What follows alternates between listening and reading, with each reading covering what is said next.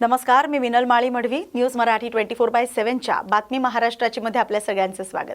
पाहूया महाराष्ट्रातील काही महत्त्वाच्या बातम्या. रायगड जिल्ह्यातील पेण तालुक्यातील पाटणेश्वर आदिवासी वाडीत 5 वर्षीय रिया सागर वाघमारे हिचं अपहरण करून तिची हत्या करण्यात आल्याची धक्कादायक घटना उघडकीस आली. मंगळवारी मध्यरात्रीनंतर घरातून बेपत्ता झालेल्या रियाचा मृतदेह बुधवारी सकाळी घरापासून सुमारे 100 मीटर अंतरावरील शेत परिसरात डॉग स्क्वॉडच्या मदतीने शोध मोहिमेदरम्यान आढळून आला.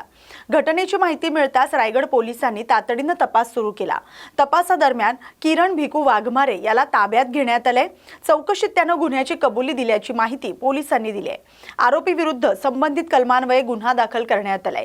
रियाचा मृतदेह शवविच्छेदनासाठी पाठवण्यात आलाय. शवविच्छेदन अहवालानंतर मृत्यूचं नेमकं कारण स्पष्ट होणार आहे.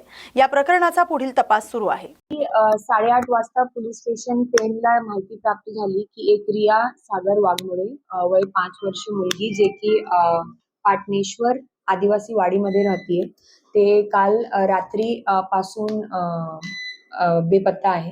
त्याचा पत्ता मिळालेला नाहीये. त्या अनुषंगाने आपली पोलीसची सर्च टीम आणि सोबतच डॉग स्क्वॉड तिथे गेला त्यांचा शोध घेण्यासाठी.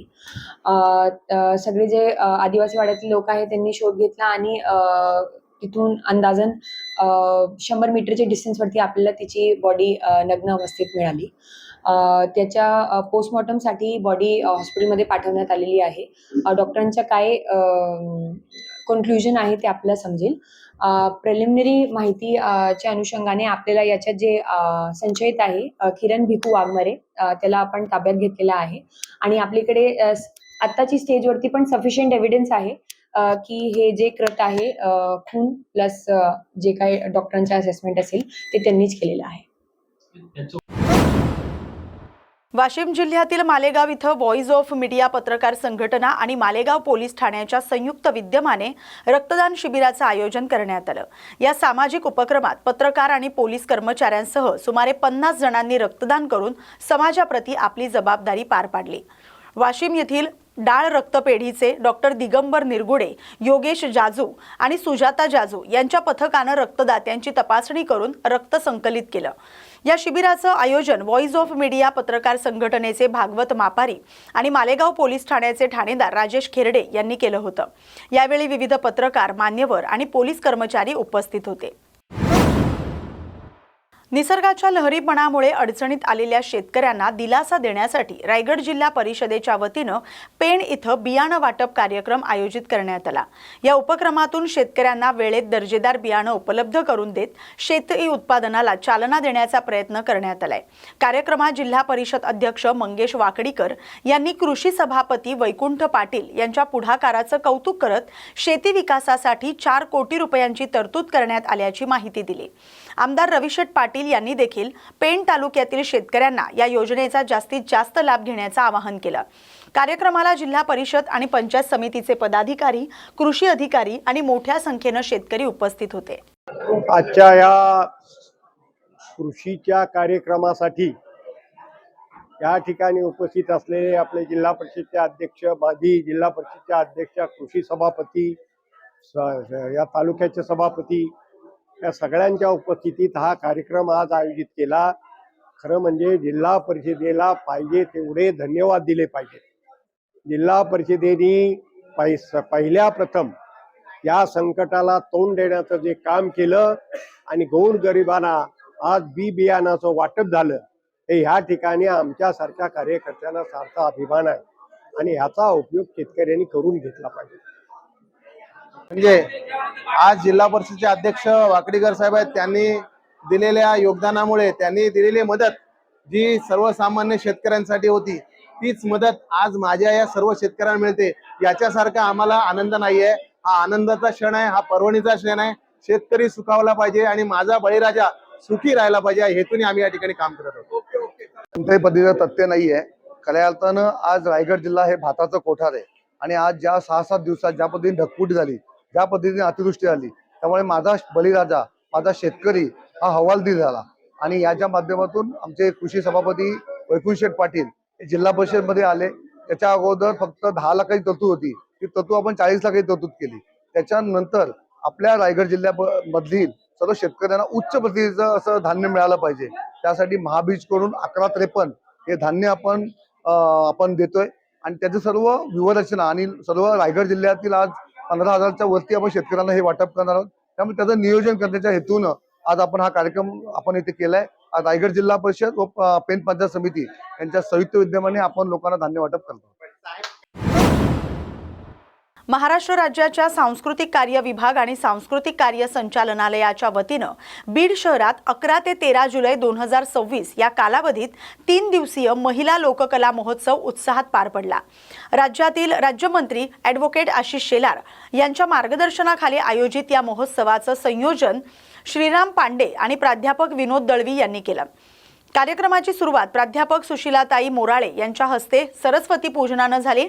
या महोत्सवात महाराष्ट्रातील विविध जिल्ह्यांमधील महिला कलाकारांनी लावणी, मंगळागौर, भारूड, एकतारी भजन, शाहिरी, भावगीत, योग, मल्लखांब, हास्यकला आदी लोककलांचं सादरीकरण करून रसिकांची मनं जिंकली. चित्रपट अभिनेते doctor Satish Salunkhe, doctor Sudhir Nikam, Sanjay Patil Devalankar, doctor Ganesh Chandanshive, नृत्यांगना प्रमिला लोदगेकर यांच्यासह अनेक मान्यवर उपस्थित होते. महिला कलावंतांना व्यासपीठ उपलब्ध करून देत महाराष्ट्राच्या समृद्ध लोककला परंपरेचा गौरव करणारा हा महोत्सव यशस्वीरित्या संपन्न झाला.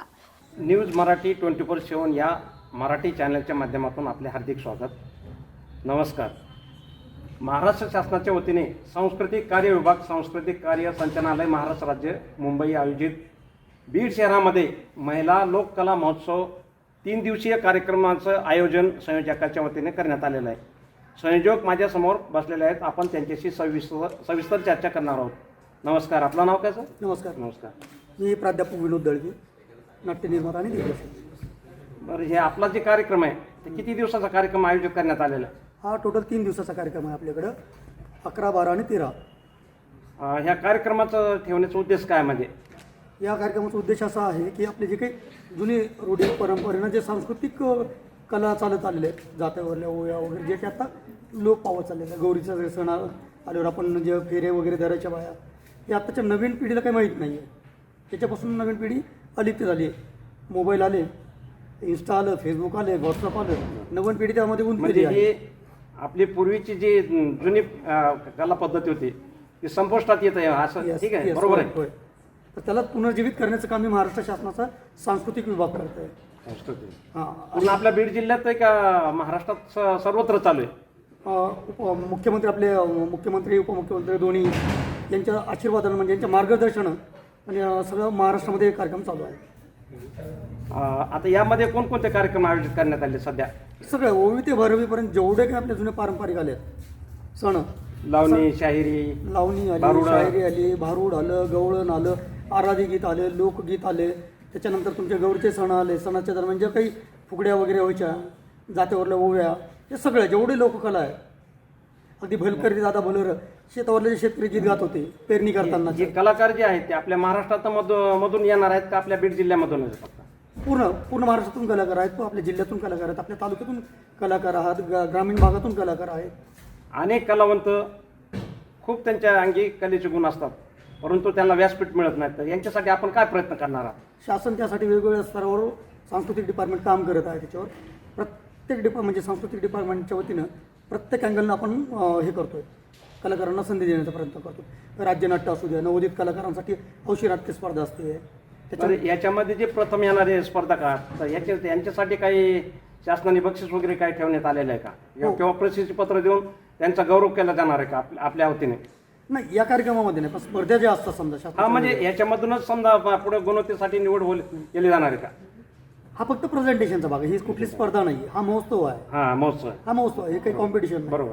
पण शासनाच्या वतीनं जे सांस्कृतिक डिपार्टमेंट आहे ते वेगवेगळ्या स्तरावर संगीत स्पर्धा घेतं, राज्यनाट्य स्पर्धा घेतं, हौशी स्पर्धा घेतं, व्यावसायिक स्पर्धा घेतं, नाटकाच्या, संगीताच्या स्पर्धा असतात. बरेचसे उपक्रम शासनाच्या वतीनं चालले असतात. सध्या आशिष शेलार साहेबांच्या या मार्गदर्शनातून चालू झालेला हा कार्यक्रम आहे. या आपल्या कार्यक्रमामध्ये महिलांची संख्या लक्षणीय आहे, बरोबर आहे? हो, आणि महिलांचाच कार्यक्रम आहे ना. हां, महिलांचाच कार्यक्रम आहे, बरोबर. आणि प्रत्येक ठिकाणी पुरुष आहेच आहे. पण यामध्ये खास महिलांना जे की लोककलावंत, आता बघ आपल्या घरामध्ये सगळ्यात पहिले जर कोणी कलावंत असेल, प्रत्येकाच्या घरामध्ये कलावंत आहे. महिला बरोबर की पूर्वी तुम्ही जातावर जेव्हा दळण दळत असत तर ती घरातली आणि बाई खूप आनंद वाटायचा, कला खूप छान वाटायचे. बरोबर आहे. पहिली लोक कला म्हणतात ती घरातली बाई आहे की जी दळण दळताना ते जातेवर गाणे ओव्या म्हणायचे, म्हणायची. जातीवरचे ओव्या म्हणायचे. ती पहिली लोक कला म्हणताय समजा. ते. आलं लक्षात. तर मग ह्याच्या पण ती कला आज संपुष्टात आलेली आहे. मग त्याला पुनर्जीवित करण्यासाठीच हा कार्यक्रम आयोजित त्यासाठीच हा करण्यात आला. कार्यक्रम आहे. त्यासाठीच हा कार्यक्रम आहे. नवीन पिढी फार दूर होत चालली आपल्या संस्कृतीपासून. त्याच्यामुळे त्या पिढीला आपली संस्कृती माहिती व्हावी हा त्याचा उद्देश आहे. बरं, यापूर्वी गेल्या वर्षी किंवा त्या अगोदर किंवा या चालू वर्षामध्ये कार्यक्रम झालेत का? कार्यक्रम सुरूच आहेत. म्हटलं कुठला महोत्सव होता, त्यासाठी कोणते कार्यक्रम होते? आता हा लोककला महोत्सव परवाशी औरंगाबादमध्ये झाला, औरंगाबाद. आज बीडमध्ये आहे. मग उद्या तिथं संख्या दुसरीकडे कशी होईल. होती? संख्या प्रेक्षकांची संख्या कशी होती? चांगला प्रतिसाद मिळत आहे. चांगल्या वयातले तो लहान वयातले मोठ्या वयातले सगळ्या प्रकारचे ऑडियन्स आपल्याला उपलब्ध आहे. आज बीडमध्ये शासकीय कार्यक्रमाला रात्री तुम्ही पाहिलं असेल, थिएटर गच्च भरलेलं. हा, रात्री कार्यक्रम खूप बघितला. खूपच म्हणजे महिलांची संख्या खूप लक्षणीय होती. पुरुष देखील होते, पण त्या महिलांच्या बरोबरीने ते कमी होते थोडेसे. महिला महोत्सव आहे असं टायटल आपल्या कार्यक्रमाचं. पण खूप आनंदी आणि हसता चेहरा ठेवून असं ते इतके आनंदात होते. बरोबर आहे. लोककला हसवणारीच आहे. लोककला ही हसवणारीच आहे मुळात. सध्या आपल्या महाराष्ट्रामध्ये मनोरुग्ण बरेचसे रुग्ण आहेत. जर असं संगीत जर का त्याला नाही का संगीत चिकित्सा एक नावाचे एक Therapy. चिकित्सा आहे, ते संगीत थेरपी आहे. असे संगीत कार्यक्रम जर ठेवले तर त्यांचा मानसिक आजार कमी होऊन जातो. बरोबर आहे. बरोबर आहे. संगीतामध्ये खूप खूप मोठी ताकद आहे. असं त्या रोगांवर संगीत आजारावर संगीत काम करतं. पशुपक्ष्यांवर संगीत काम करतं. आम्ही असं पाठीमागे पाहिलं की ठिकाणी आमच्याकडे इन्फंट इंडिया नावाचं एक आश्रम आहे पालीला. तिथे HIV ग्रस्त मुलं मुली आहेत सगळे. मग त्यांच्यासाठी काय कार्यक्रम आयोजित करण्यात आले होते का? तिकडं तिथं मुलं मी दत्तकच घेतलेले सांस्कृतिक क्षेत्रासाठी. मी त्यांना दर शनिवार वगैरे जाऊन डान्स वगैरे शिकवायचो. तर तिथं बारगजे सरांनी मी पण तिथं योगा करण्यासाठी गेलो होतो. तर तिथं बारगजे सरांनी गाईचा गोठा आहे. तर त्या गाईच्या गोट्यामध्ये असं म्युझिक लावून ठेवलेलं आहे. असं आहे. तर ते म्युझिक लावल्यापासून ते गाई दूध जास्त देते. म्हणजे संगीताची एवढी ताकद आहे की तुम्ही ते आजावर उपचार म्हणून सुद्धा काम करू शकता. आता बऱ्याचशा मोठ्या मोठ्या सिटीमध्ये आहे की म्युझिक थेरपीने तुम्ही म्हणजे हे करतात, मानसिक ताण कमी करण्याचा, स्ट्रेस कमी करण्याचा, झोपेसाठी समूहशास्त्रामध्ये म्युझिकचा उपयोग केला जातो. जसं योगशास्त्रामध्ये थायरॉइड आजार होऊ नये म्हणून सिंहासन नावाचा एक योगा केला जातो, किंवा भजन गायल्याने सुद्धा आपलं हायपरटेन्शन कमी निघून होतं. जातं. बरोबर आहे. मग हे संगीत हे फार सर्वांसाठी उपयुक्त आहे. बरोबर आहे. येस येस होय होय. आता यानंतर पुन्हा कार्यक्रम कधी करणार आहात? आता शासन जसं जसं कार्यक्रम बाहेर काढतं वेगवेगळ्या पद्धतीनं. म्हणजे ते तारखा देऊन निश्चित म्हणजे त्याचं नियोजन करतं का, म्हणजे आपण त्यांच्यासाठी सातत्याने संपर्कात मध्ये राहता? नाही नाही, त्यांचं शासनाचं खूप खूप मोठं हे आहे. काय म्हणू आपण त्याला, काय नाव घेऊ आपण त्याला, सगळीकडे शासनाची माणसं पसरलेली आहेत. सगळं असं शास्त्रशुद्ध पद्धतीने नियमानं असं ठरवून सगळ्या गोष्टी केल्या जातात. हा प्रत्येक कार्यक्रम किती ते किती वेळ असतो? हा 3-4 तासाचा कार्यक्रम आहे. म्हणजे संध्याकाळी असतो का दुपारी असतो का सकाळी असतो? संध्याकाळी, मोस्टली संध्याकाळी, कारण दिवसा लोक सर्व्हिसला असतात. सगळ्यांना कार्यक्रम बघता यावं त्यामुळे मोस्टली संध्याकाळीच कार्यक्रम असतात. जास्तीत जास्त कार्यक्रम घेण्यासाठी आपण प्रयत्नशील आहात ना? येस, दिसतंच आहे तुम्हाला. नाही, यापुढे देखील आता तर संख्या वाढते, त्याचा प्रचार आणि प्रसार होतो. महाराष्ट्र शासनाच्या वतीने जनसामान्यापर्यंत प्रयत्न करत आहे. मग त्यासाठी आपण पुन्हा पुढील नियोजन करण्यासाठी आपण प्रयत्न करणार आहात का? Yes yes. सांस्कृतिक मंत्री आशिष शेलार, दोन्ही मुख्यमंत्री, दोन्ही उपमुख्यमंत्री हे सतत आपल्या संस्कृतीला कसं पुढे नेता येईल याच्याविषयी कार्यालयाशी संबंध राहून नवीन नवीन सूचना देतात, नवीन नवीन मार्गदर्शन देतात, नवीन नवीन कार्यक्रम तयार करण्याचे सांगतात. त्या पद्धतीने श्रीराम पांडे जे आपले सांस्कृतिक संचालक आहेत त्यांच्या मार्गदर्शनाखाली सगळं आम्ही काम करतो. मग बीडला तुमच्या समवेत म्हणजे तुम्हाला सहकार्य करणारे किती कोणते मित्र कंपनी किंवा सामाजिक कार्यकर्ते कोणी आहेत का तुमच्या समवेत? या कार्यक्रमाचं नियोजन करण्यासाठी त्याला पाठबळ देखील लागतं, पूर्ण समाजसेवा करण्यासाठी माणसं लागतात. माझी 10 जणांची टीम आहे. हां, ते आम्ही 10 जण मिळून सगळे करतोय. म्हणजे ते पण तुम्हाला सहभाग म्हणजे निस्वार्थी सेवा करतात मग? बरोबर. कुठलंही काम एकट्याच्याने होत नसतं. आणि कला हे असं क्षेत्र आहे, समाजाचा सहभाग असाच लागतो. कला हे असं क्षेत्र आहे की ते सामूहिक क्षेत्र आहे. बरोबर. एकटं तुम्ही काही करू शकत नाही, करू शकत नाही. त्याच्यामुळे कुठल्याही क्षेत्रात समूह गरजेचा असतो. मुळात माणूस हा समूहप्रिय प्राणी आहे. आज किती वाजता कार्यक्रम सुरू होणार आहे? 6 वाजता. 6 वाजता. म्हणजे पूर्ण आता शहरामध्ये पोस्टर्स, बॅनर्स प्रचार करण्यासाठी आपण किती दिवसापासून लावलेले आहेत? जवळपास आम्ही 15 दिवसापासून काम करतो त्या कार्यक्रमासाठी. आणि सोशल मीडियाद्वारे किंवा बाकी इतर व्हॉट्सअपद्वारे किंवा महाराष्ट्र शासनाच्या परिपत्रकाद्वारे हे सर्वांना सूचना केलेल्या आहेत का? सगळे newspaper, TV channel, WhatsApp, insta, Facebook, न्यूजपत्र, सगळं माउथ पब्लिसिटी, पॉम्पलेट, घरोघरी डोर जाऊन भेटी देऊन. हा सामाजिक सांस्कृतिक कार्यक्रम किती वर्षापासून आयोजित करण्यात आलेला आहे? आता हे जवळपास नाही म्हणलं तर फार जुनं जसं डिपार्टमेंट चालू झालेलं आहे, सांस्कृतिक डिपार्टमेंट, तेव्हापासून कार्यक्रम सुरू आहे ते. पण जनसामान्यापर्यंत आतापर्यंत माहिती होत नव्हती, पण आता प्रत्यक्षात आता ह्या सोशल मीडियाद्वारे माहिती होते. पूर्वी एखादा कार्यक्रम काय असला तर त्याला निरोप पाठवावा लागायचा प्रत्यक्ष आपला व्यक्ती पाठवून. तर आता तर सोशल मीडिया तुमचे मोबाईल व्हॉट्सअप ग्रुपद्वारे पाठवण्यात येतं. बरोबर आहे? बरोबर आहे. जवळपास 60-62 वर्षापासून हा कार्यक्रम सुरू आहे.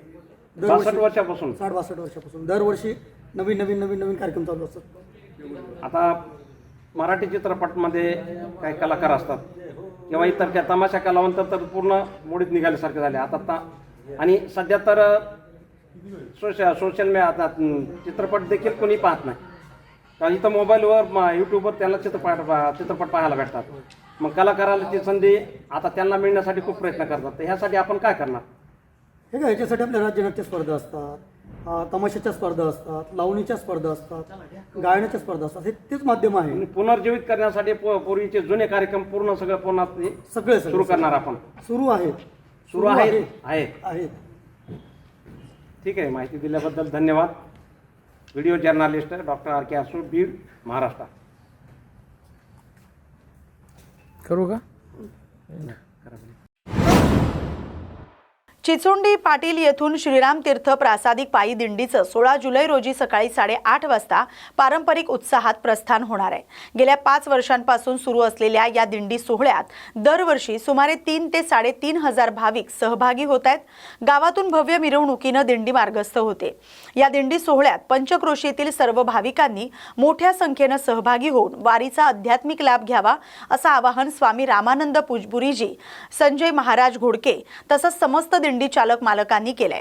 भक्तिमय वातावरणात पार पडणाऱ्या या सोहळ्याची परिसरातील भाविकांमध्ये उत्सुकता आहे. गणेशनाथ महाराज आणि श्री संत स्वामी श्यामसुंदर पुरीजी महाराज, हरिभक्तपरायण स्वामी रामानंद पुरीजी महाराज, सकल साधू संतांच्या पदस्पर्शाने पावन झालेली ही भूमी श्री क्षेत्र चिचोंडी पाटील या भूमीमधून आषाढ शुद्ध द्वितीया शके 1948 वार गुरुवार 16 जुलै रोजी या पावनभूमीमधून श्री क्षेत्र पंढरपूरकडे आषाढी वारीनिमित्ताने पायी दिंडी सोहळा मार्गस्थ होत आहे. या सोहळ्यासाठी या गावातील आणि पंचक्रोशीतील अनेक भाविकांनी या सोहळ्यासाठी अन्नदान स्वरूपात, वस्तू स्वरूपात खूप मोठ्या प्रमाणात या ठिकाणी अन्नदान केलेलं आहे, दान दिलेलं आहे.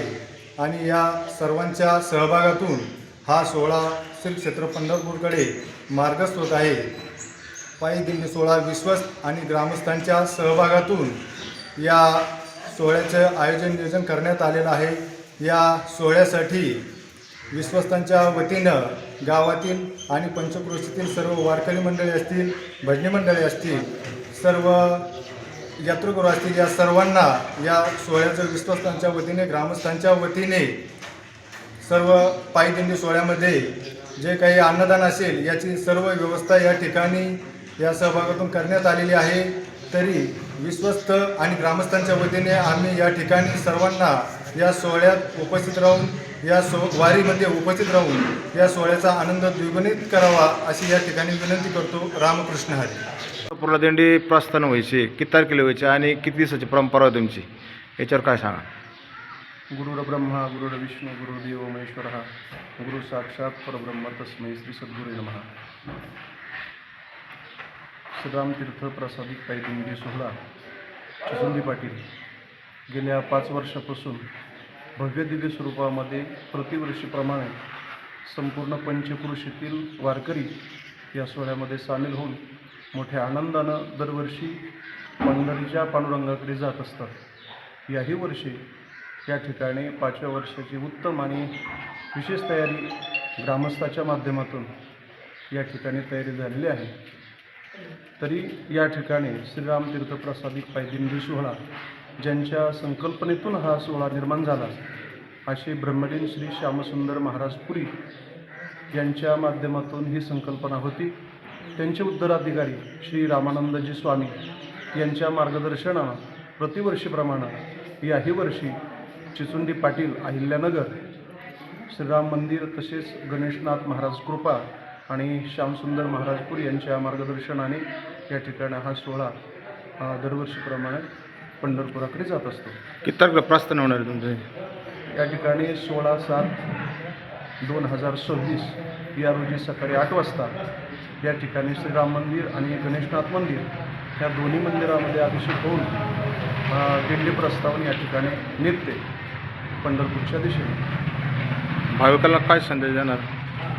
सर्व वारकरी भाविकांना श्रीराम तीर्थप्रसादिक पायदिंडी सोहळ्याच्या वतीनं मी विनंती करतो की मोठ्या संख्येनं या ठिकाणी सोहळ्यामध्ये सामील व्हावं आणि सर्वांनी आनंद घ्यावा हीच या ठिकाणी विनंती आहे. पंढरीशी दारे आल्यानो संसारा दिनाचा सोयीला पांडुरंग या युक्तीप्रमाणे तुकाराम महाराजांनी सांगितलेले स्वल्प वाटे चला जाऊ वाचे गाऊ विठ्ठल या युक्तीप्रमाणे सर्व वारकऱ्यांनी व सर्व स्तरातील मान्यवरानं या सोहळ्याला उपस्थित राहावं अशी मी श्रीराम प्रसादिक पायदिंडी सोहळा यांच्या वतीनं विनंती करतो. मी बाजीराव भांजा सातारे, चिचोंडी पाटील, तालुका जिल्हा अहिल्यानगर. आमच्या चिचोंडी पाटील गावामध्ये 5 वर्षापूर्वी आमच्या भागाचं श्रद्धास्थान असणारे हरिभक्तपरायण स्वामी श्यामसुंदरजी पुरी महाराज यांच्या प्रेरणेतून किंवा संकल्पनेतून हा गणेशनाथ महाराज यांच्या कृपाशीर्वादाने रामतीर्थ पायी दिंडी सोहळा या ठिकाणी सुरू झालेला आहे. 5 वर्षापूर्वी त्या महाराजांच्या संकल्पनेने सुरू झाल्यानंतर त्यानंतर एक वर्षच महाराज आमच्या संगत चालले आणि दुसऱ्या वर्षी महाराजांचं देवासन झालं. त्यानंतर त्याची धुरा हरिभक्तपरायण संजयजी महाराज घोडके आणि हरिभक्तपरायण रामानंद पुरी महाराज यांच्या नेतृत्वाखाली अतिशय उत्कृष्ट असा हा दिंडी सोहळा चाललेला आहे. दरवर्षी दिंडी सोहळ्यामध्ये लोक वाढतात, देणगीदाराचा प्रतिसाद वाढतोच आहे आणि अतिशय धार्मिक वातावरण तयार या दिंडी सोहळ्यापासून या ठिकाणी चिचोंडी पाटील गावामध्ये सुरू झालेलं आहे आणि भरभरून लोक बी प्रतिसाद देतात सर्व लोक आणि हा सोहळा असाच मोठा होत जाईल अशी मी आपल्या सर्वांच्या वतीने ह्या रामतीर्थ पायी दिंडी सोहळ्यास शुभेच्छा देतो आणि या ठिकाणी थांबतो. देशाचे माजी केंद्रीय गृहमंत्री तसंच महाराष्ट्राचे माजी मुख्यमंत्री स्वर्गीय शंकरराव चव्हाण यांच्या जयंतीनिमित्त नांदेड वाघाळा शहर महानगरपालिकेच्या महापौर कविता मुळे यांच्या पुढाकारानं चेतन नगर इथं विशेष SIR मतदार नोंदणी शिबिराचं आयोजन करण्यात आलं. शिबिरात नागरिकांना मतदार यादीत नाव नोंदवणं, दुरुस्ती करणं तसंच आवश्यक कागदपत्रांबाबत मार्गदर्शन करण्यात आलं. यावेळी महापौर कविता मुळे यांनी निवडणूक आयोगाच्या विशेष मोहिमेअंतर्गत मतदार यादी अद्ययावत आणि त्रुटीमुक्त करण्यासाठी प्रत्येक पात्र नागरिकानं नोंदणी करावी असं आवाहन केलं. 2 दिवस चालणाऱ्या या शिबिराचा जास्तीत जास्त नागरिकांनी लाभ घ्यावा तसंच आपल्या कुटुंबीय आणि परिसरातील पात्र मतदारांनाही नोंदणीसाठी प्रोत्साहित करावं असंही त्यांनी सांगितलंय. या बातमीचा आढावा घेतलाय प्रतिनिधी मोहम्मद रफिक यांनी. राबवलेलं आहे त्या अंतर्गत आम्ही या ठिकाणी आज आमच्या प्रभाग क्रमांक 2च्या वतीने SIR कॅम्प आयोजित केलेला आहे.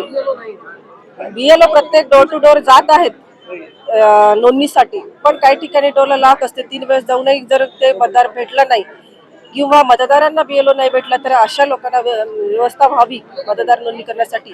त्यासाठी आम्ही हा कॅम्प आयोजित केलेला आहे. अतिशय छान चांगला असा प्रतिसाद या ठिकाणी आम्हाला मिळत आहे. जे निवडणूक आयोगाचं लक्ष आहे किंवा जे ध्येय आहे एक शुद्ध मतदार यादी आणि विश्वासार्ह निवडणूक हे ध्येय साध्य करण्यासाठी आम्ही हा कॅम्प आयोजित केला आणि चांगल्या प्रकारे आम्हाला प्रतिसाद मतदारांना आव्हान आहे की आपण आमचा जो कॅम्प आयोजित केला त्या कॅम्पचा फायदा घ्यावा, या ठिकाणी यावं, आपली मतदार नोंदणी करून घ्यावी. आपलीच नाही तर आपल्या कुटुंबाची, शेजारी पाजारी सर्वांना कळवावं आणि आपलं मतदार यादीमध्ये नाव नोंदणी करून घ्यावी. अजून BLO लोकांच्या मतदानापर्यंत पोहोचलं नाही. लोकांची तक्रार येऊ लागली की BLO आमच्या घराला आलेच नाही. याच्यावर काय बोलणार? BLO जात आहे डोर टू डोर, असं नाही जात नाही, पण त्या ठिकाणी ते पुढे ड्युटीवाले असतात. दोघंही ड्युटीवर असतात, त्या ठिकाणी भेटत नाहीत ते.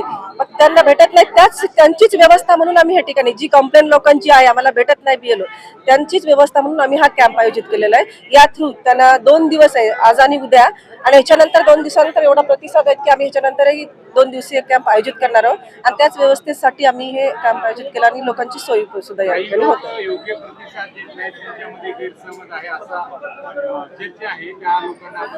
हा, ते गैरसमज दूर करण्यासाठीच आमच्या माननीय अशोकराव चव्हाण साहेब यांच्या आदेशानुसार आमचे BLA 2 जे आहेत, हे BLA 2 लोकांचा गैरसमज दूर करून कसं मतदारांना आपल्या मतदार यादीमध्ये नाव नोंदणी करता यावी यासाठी प्रयत्न करत आहेत. आम्ही आताच या ठिकाणी ते ओळखू यावे आमचे BLA 2, त्यासाठी त्यांना कॅप सुद्धा दिलेले आहे. लोकांना म्हणजे ज्यांना गैरसमज होत आहे त्यांना ते व्यवस्थित समजावून सांगून आपलं काम करत आहेत. नाही, गेल्या 10 दिवसापासून जे आमचे BLO घरोघरी जाऊन फॉर्म वाटप करत आहेत त्यांना बऱ्याचशा अडचणी येत आहेत. आमच्या या तरोडा भागामध्ये विशेषतः काय झालेलं आहे, एका घरामधले 4 ठिकाणी मतदान डिस्ट्रीब्यूट झाले, 4 बूथवरती मतदान केलेलं आहे. त्यामुळे प्रत्येक BLOला वेगवेगळ्या मतदार यादीत नाव असल्यामुळे प्रत्येक कुटुंबाला एकत्र BLO भेटावे यासाठी आम्ही हा कॅम्प आयोजित केलेला आहे. आणि या कॅम्पद्वारे त्यांना सगळे BLO भेटून त्यांचे मतदार यादीची पुनर्रचना करून घेता येईल आपल्याला सर त्यांना. आज आणि उद्याच्याला दिवसभर आणि शनिवारी आणि रविवारी आम्ही जागा बदलून दुसऱ्या ठिकाणी ठेवणार आहोत. त्याचं सुद्धा नाही, नागरिकांना एवढंच सांगू इच्छितो की नागरिक बंधू भगिनींनी आपण हा SIRचा जो गव्हर्नमेंटने आपल्या मतदाराचा पुनर्रचनेचा हे केलेलं आहे त्यासाठी आपलं सर्वांनी उत्स्फूर्त प्रतिसाद द्यावा आणि आपली मतदाराची नोंदणी करून घ्यावी अशी आपल्या सर्वांना विनंती करतो. नांदेड जिल्ह्यातील कामारी येथील जिल्हा परिषद शाळेत विद्यार्थ्यांना देण्यात आलेल्या पोषक आहारात अळ्या आढळल्याचा धक्कादायक प्रकार समोर आलाय. या घटनेनंतर संतप्त पालक आणि ग्रामस्थांनी शाळेसमोर ठिय्या आंदोलन करत निकृष्ट दर्जाचा आहार पुरवणाऱ्यांवर कठोर कारवाईची मागणी केली. यावेळी आंदोलनकर्त्यांनी शाळेतील काही शिक्षक वेळेवर उपस्थित राहत नसल्याचाही आरोप केलाय. विद्यार्थ्यांच्या आरोग्य आणि शिक्षणाशी तडजोड होत असल्याचा दावा करत संबंधित शिक्षक आणि जबाबदार अधिकाऱ्यांवर कारवाई करून शाळेची व्यवस्था तातडीनं सुधारावी अशी मागणी ग्रामस्थांनी प्रशासनाकडे केली. आज आमच्या कामारी येथील जे मुख्याध्यापक आहेत कारमोर सर, ते आहे की नाही समजा इतकी आरेरावीची भाषा करतात की त्याच्या विरुद्धात आहे का समजा त्या शिक्षण समितीच्या जीवनाला तक्रारी देऊन सुद्धा त्या तक्रारीचं काहीही आतापर्यंत निवारण झालेलं नाही. आतापर्यंत त्याच्या तक्रारी 3 वर्षापासून आम्ही गावकरी करीत आहोत, पण त्या तक्रारीचं नाही का आणखी निवारण करण्यात आलं आणि त्यांची नियुक्ती इथंच का करतात हे सुद्धा एक नाही का न उलगडण्यासारखं कोडं आहे. किती वर्षापासून आहेत त्यांनी इथं? हे जवळपास कारमोड इथं 10 वर्षापासून कार्यरत आहेत. पण नागरिकांची अशी मागणी आहे की ते नाही का इथं आमच्या इथं नाही का मुख्याध्यापक असून ते नाही का मुख्याध्यापक या पदावर न लयाच्या लायकीचे आहेत आणि ते विद्यार्थ्यांच्या जीवनाशी खेळ खेळत आहेत. आज आम्ही इथं स्वयंपाकाची जर चौकशी केलेली आहे तर तिथं आहे की नुसत्या आळ्या निघालेल्या आहेत आणि ते तुम्ही बघू शकता त्या व्हिडिओच्या माध्यमातून. तर त्याची नाही का योग्य ते चौकशी करून हे कसे विद्यार्थ्याच्या जीवनाशी खेळ खेळतात. शिक्षणाची तर सगळी बोंबाबोंब आहे. पहिलंच नाही का जिल्हा परिषदला नाही का विद्यार्थ्यांची संख्या रोडवलेली आहे. तर त्या असं जर होत असेल तर समजा सामान्य व्यक्तीनं समजा विद्यार्थी शिकवायचे कसे आणि ठेवायचे कसे हा सुद्धा नाही का महत्त्वाचा मुद्दा आहे.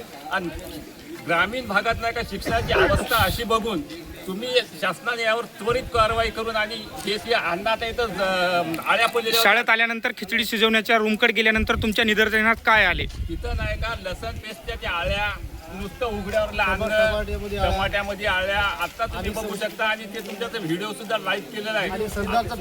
आज आमच्या महाराष्ट्रामध्ये कर्तव्यदक्ष अधिकारी म्हणून नाही का तुकाराम मुंडेची याच्यात नाही का सर नियुक्ती आहे. त्या तुकाराम मुंडे साहेबांनी आमच्या कामारीच्या याची दखल घेऊन योग्य ती कारवाई करावी अशी आमची कामारीवासियांची मागणी आहे. आणि जिल्हा परिषद शाळेचे शिक्षक मुख्यालय न राहता नांदेड जिल्ह्यावरून ये जा करत आहेत. याची 1 वर्षाखाली मी शिक्षण अधिकारी श्री मेकाले सरांकडे निवेदन देऊन सुद्धा त्याच्यावर काहीही कार्यवाही केलेली नाही. यामध्ये शिक्षण अधिकारीसुद्धा मिळून मिसळून दोषी आले असे माझ्या निदर्शनात आलेले आहेत. माझ्याकडे पाठपुरावा सहित त्यांना दिलेले पत्राचे लेखी पत्र आहे तुमच्याकडे? ओके, ठीक आहे, चालतं.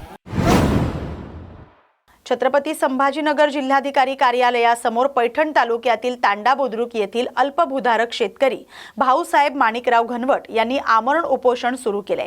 मंडळ अधिकाऱ्यानं पक्षपातीपणा करत खोटा पंचनामा केल्याचा आरोप करत संबंधित अधिकाऱ्यावर कायदेशीर कारवाई करण्याची मागणी त्यांनी केली। घनवट यांनी दिलेल्या निवेदनानुसार तहसीलदारांनी रस्ता मोकळा करण्याचे आदेश दिल्यानंतरही त्याची अंमलबजावणी करण्यात आली नाही। उलट संगनमत करून खोटा पंचनामा तयार करण्यात आल्याचा आरोप त्यांनी केलाय। तसंच शेतात जाणारा रस्ता अडवण्यात आल्यानं शेती कामात अडथळे निर्माण होत असल्याचं त्यांनी म्हटलंय। या प्रकरणाची निष्पक्ष चौकशी करून संबंधितांवर कारवाई होईपर्यंत उपोषण सुरू ठेवण्याचा इशारा त्यांनी दिलाय। भाऊसाहेब माणिकराव घनवट, राहणार तांडा खुर्द, तालुका पैठण, जिल्हा छत्रपती संभाजीनगर साहेब। तांड्यापासून खेरडा शिवरस्ता गाडी रस्ता आहे। त्या गाडी रस्त्याच्या लगत माझी जमीन आहे आणि मला रस्त्यालगतचे शेजारी बाबासाहेब नारायण भंडारे, दुसरे मच्छिंद्र नारायण भंडारे, तिसरे निलेश प्रकाश सोमनी। या रस्त्याच्या संदर्भामध्ये मी 2023मध्ये पंचनामे झालेले, रस्ता मोकळा करून दिलता। ते परत हा रस्ता अडवण्यात आलेला आहे आणि या रस्त्याचे दुसरे म्हणजे मंडलाधिकारी साहेब आले, त्यांनी हा पंचनामा खोटा करून तरी मला या न्याय मिळाला नाही। परत त्यामुळं आम्हाला उपोषणाला बसलेलं आहे। बरं, तुम्ही प्रशासनाशी पत्रव्यवहार केला? केलं साहेब, केलं। काय उत्तर मिळालं त्यांच्याकडनं?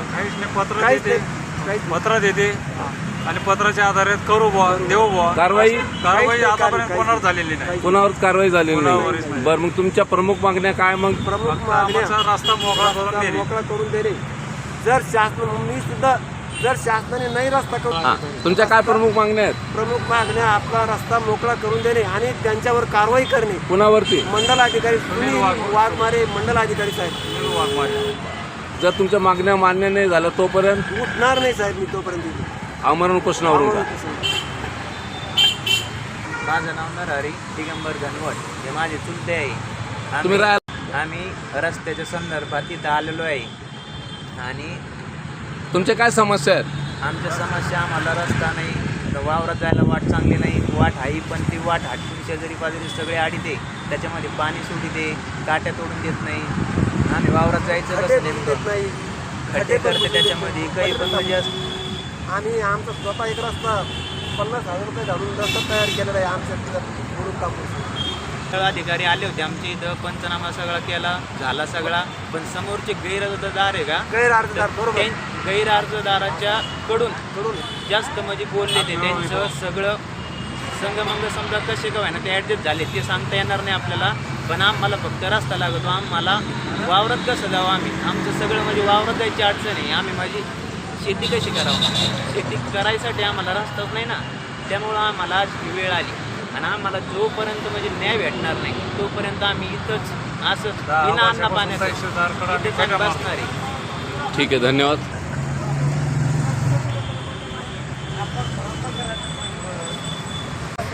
नमस्कार, स्वागत आहे तुमचं न्यूज मराठी 24/7 मध्ये।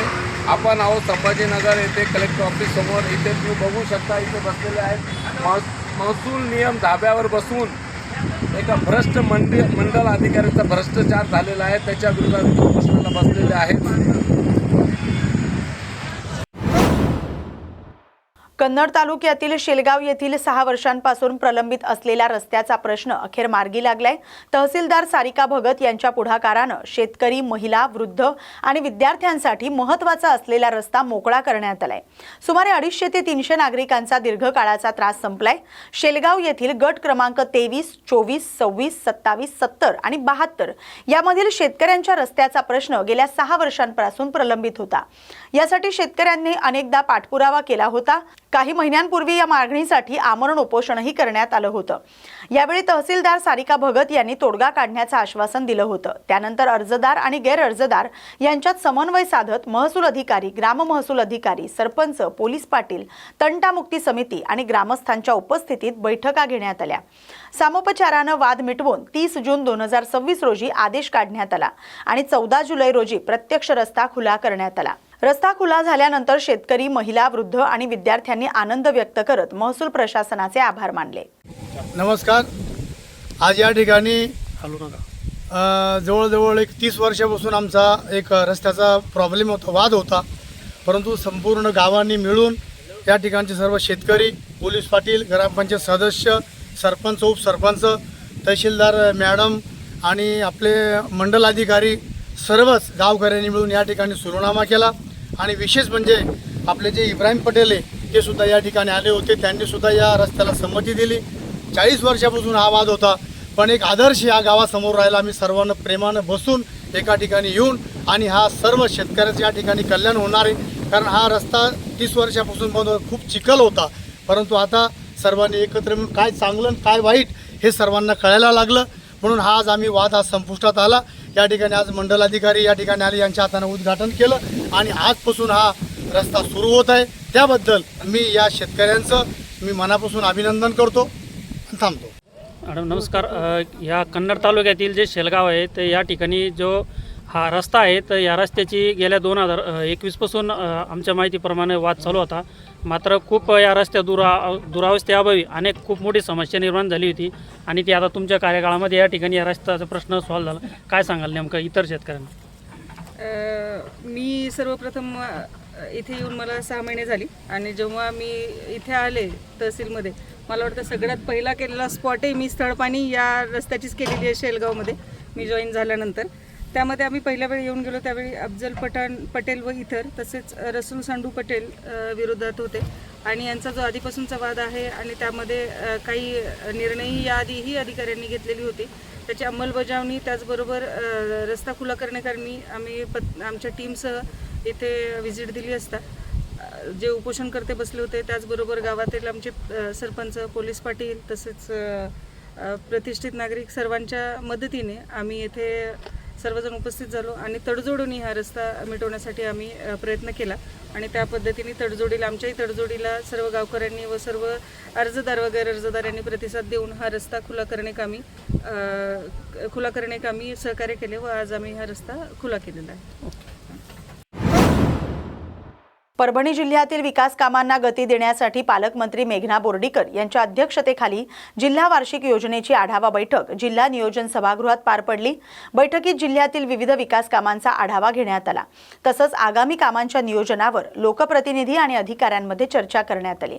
यावेळी जिल्हा परिषदेच्या अध्यक्षा लता वाकळे, विधान परिषद सदस्य सईद खान, आमदार रत्नाकर गुट्टे, जिल्हाधिकारी, पोलीस अधीक्षक यांच्यासह विविध विभागांचे अधिकारी उपस्थित होते. दूरदृश्य प्रणालीद्वारे खासदार संजय जाधव आणि इतर लोकप्रतिनिधींनी सहभाग नोंदवला. बैठकीत जिल्ह्यातील पायाभूत सुविधा, विविध शासकीय योजना आणि विकास प्रकल्पांबाबत सविस्तर चर्चा करण्यात आली. उद्धव ठाकरे यांच्या रामरक्षा पठण आयोजनावर प्रतिक्रिया देताना उपमुख्यमंत्री एकनाथ शिंदे यांनी त्यांच्यावर निशाणा साधलाय. आंदोलनांना पाठिंबा देऊन देशातील परिस्थितीचा राजकीय फायदा घेण्याचा प्रयत्न केला जातोय असा आरोप शिंदे यांनी केलाय. उद्धव ठाकरे यांना हे उशिरा सुचलेलं शहाणपण आहे.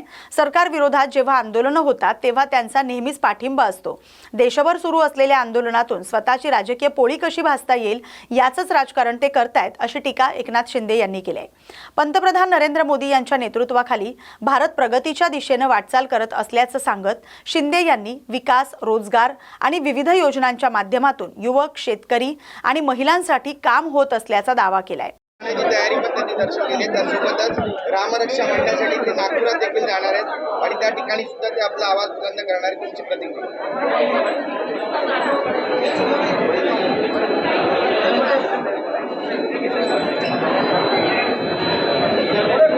खरं म्हणजे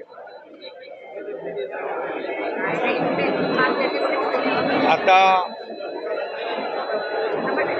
हे उशिरा सुचलेलं शहाणपण म्हणावं लागेल आणि त्यांचा नेहमीच सगळ्यांना बाहेरून पाठिंबा असतो, घरातून पाठिंबा असतो. तुम लढो हम कपडा संभालता है आणि एक मन आहे, बुडाला जळतंय आणि डोंगरावरची आग विझवायला पळतंय, अशी उबाटाची आता अवस्था झालेली आहे. खरं म्हणजे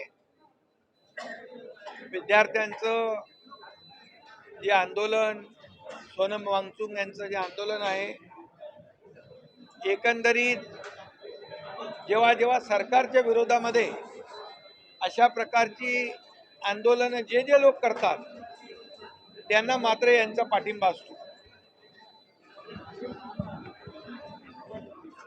ते नेहमी उबाटाचे लोक आठवण करून देतात, श्रीलंकेमध्ये हे झालं, नेपाळमध्ये हे झालं, लोक रस्त्यावर उतरली, आणखी कुठंतरी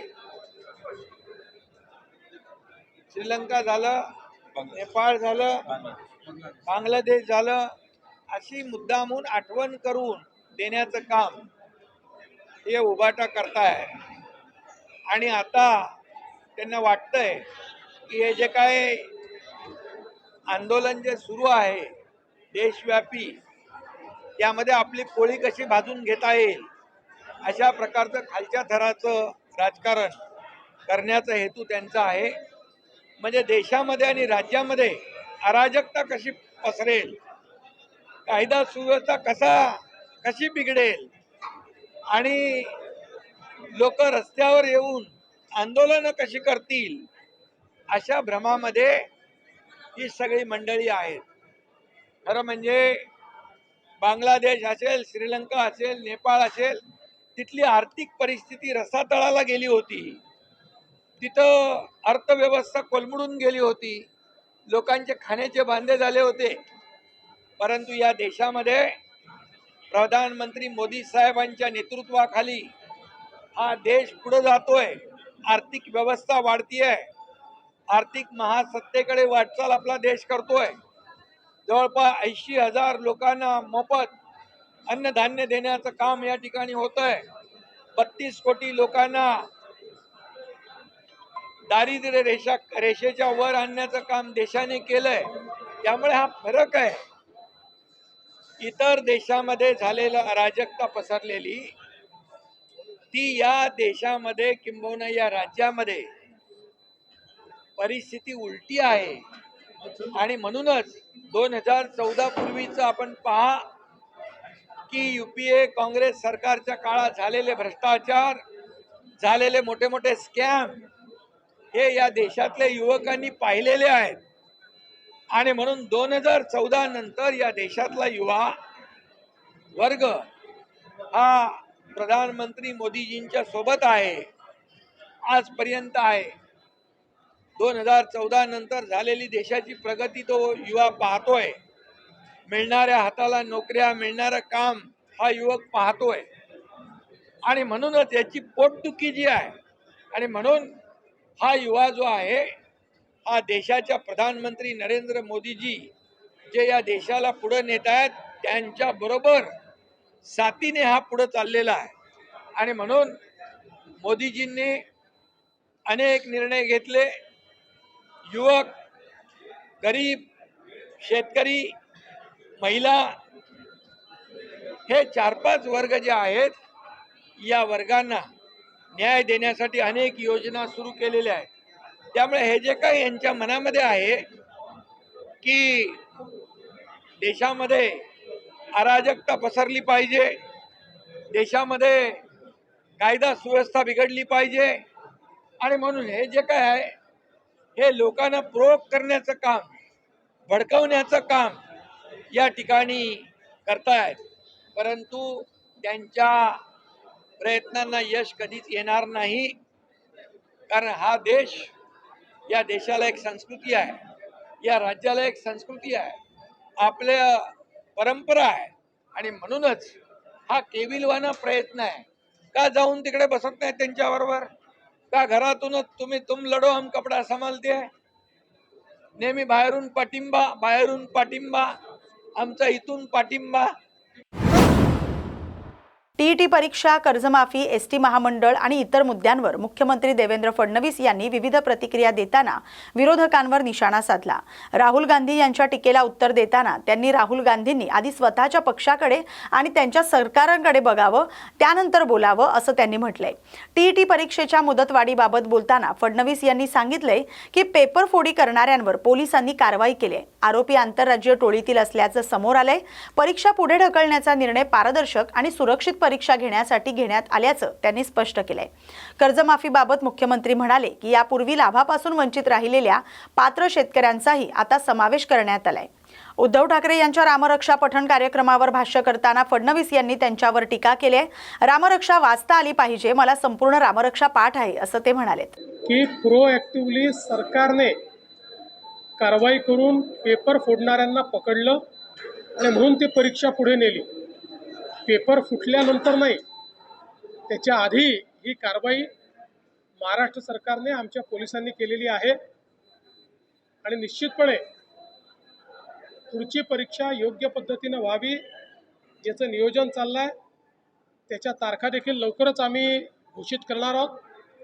फक्त मला याची कल्पना नाही की राहुल गांधींनी हे ट्विट परदेशातनं केलं आहे की देशातनं केलं आहे, कारण ते बहुतांश वेळी परदेशात असतात, त्यामुळे त्यांना सगळी माहितीच असते असं नाही आहे.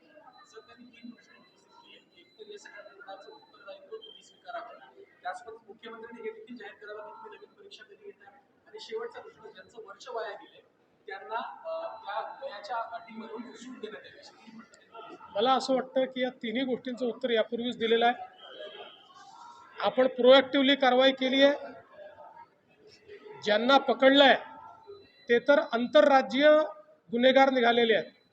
इतर राज्यांमध्ये त्यांनी कारवाई केलेली आहे. त्यामुळे ही जी कारवाई आपण केली त्यामुळे अनेक राज्यातली पेपरफूट वाचवण्याचं काम आपल्या सरकारने केलं आहे. राहुल गांधींनी पहिल्यांदा स्वतःकडे, स्वतःच्या पक्षाकडे, स्वतःच्या सरकारकडे पाहावं आणि त्याच्यानंतर हे बोलावं.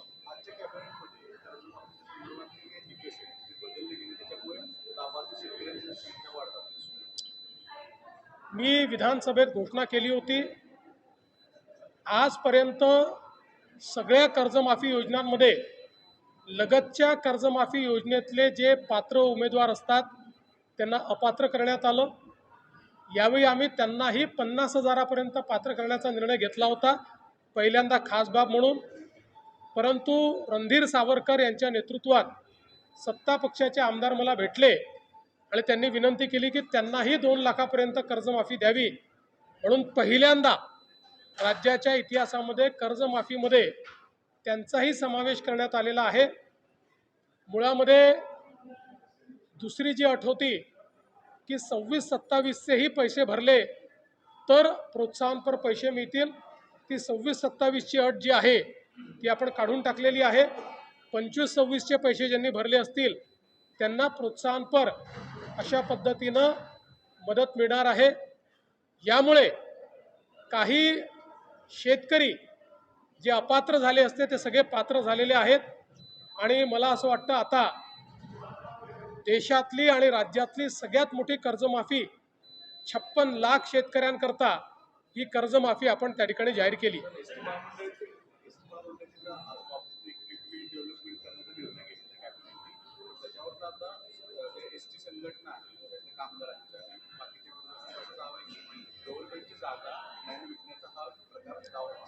पहिल्यांदा तर ज्या संघटनांनी सांगितल्या त्या संघटनांना मला हे विचारायचं आहे की एसटी तोट्यात आहे, त्याच्याकरता तुम्ही काही करताय का? काही उपाययोजना केल्या आहेत का? केवळ प्रत्येक गोष्टीवर टीका करायची आणि एसटी मात्र तोट्यात ठेवायची, हे बंद केलं पाहिजे. एकही जागा विकली जाणार नाही. या ठिकाणी लॉंग टर्म डेव्हलपमेंटचा प्लॅन तयार करण्यात आलेला आहे आणि या जागांची लीज होणार आहे.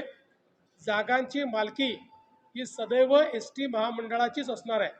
त्यामुळे कुठलाही त्या ठिकाणी माहिती न घेता केवळ प्रत्येक गोष्टीला विरोध करायचा हे योग्य नाही आहे.